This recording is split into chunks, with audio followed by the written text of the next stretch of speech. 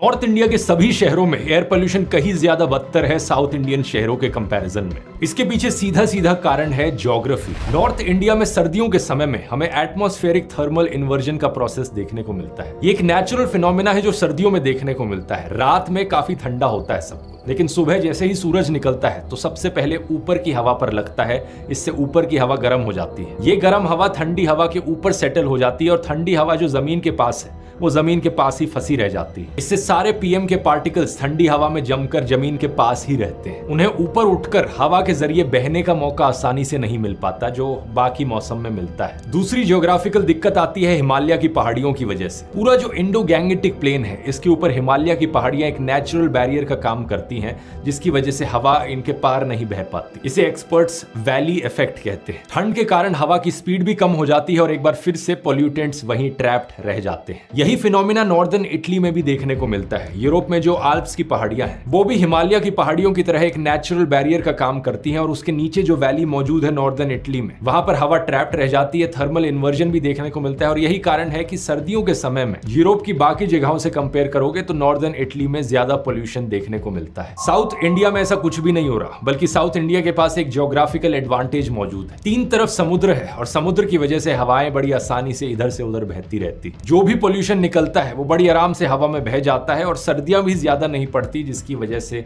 Thermal inversion भी नहीं देखने को मिलता। यही सबसे बड़ा कारण है जिसकी वजह से सदर्न हाफ ऑफ इंडिया में जो शहर मौजूद हैं वहां पर हवा रिलेटिवली ज्यादा साफ रहती है नॉर्दर्न हाफ ऑफ इंडिया के कंपैरिजन में। दिल्ली का annual average PM 2.5 concentration 108 microgram पर मीटर क्यूब है। कोलकाता का 45.6 पर है और यहीं से ही आप देख सकते हो मुंबई 33.7, बेंगलुरु 30 और चेन्नई 26 पर आ जाता है। सिर्फ रिलेटिवली ज्यादा साफ है क्योंकि WHO की गाइडलाइन है कि ये नंबर 5 से कम होना चाहिए। इवन चेन्नई के शहर में जहां पर सबसे ज्यादा ज्योग्राफिकल एडवांटेज मिल रहा है, ये फिर भी 5 गुना ज्यादा है सेफ लेवल से।